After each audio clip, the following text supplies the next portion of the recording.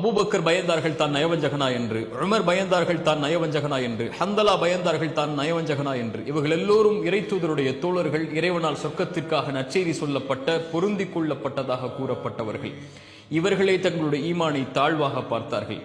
ஆனால் நாம் எந்த நற்செய்தியும் நமக்கு கிடையாது, எந்த அங்கீகாரமும் கிடையாது. நாம் நம்முடைய ஈமானை எப்படி பார்க்கிறோம்? இன்று மரணித்தால் சொர்க்கம் செல்வதைப் போல நாம் கருதுகிறோம். நம்மிடத்திலே முறையான தொழுகை கிடையாது, நம்மிடத்திலே முறையான ருக்கு, அந்த ருக்கு எல்லாம் ருக்குவே கிடையாது, சுஜூத் எல்லாம் சுஜூதே கிடையாது. நாம் செய்கின்ற பிரார்த்தனைகள் எல்லாம் முழுமையான பிரார்த்தனை கிடையாது, ஓதுகின்ற குர்ஆன் எல்லாம் முழுமையான ஓதுதல் கிடையாது. எந்த செயல்பாடுடைய அங்கீகாரமும் தரமும் இல்லாத நாம் நம்மை எப்படி பார்க்கிறோம்? பிறருடைய குறைகளை ஆராய்வதை விட்டுவிட்டு நம்முடைய ஈமானை தாழ்வாக பாருங்கள்.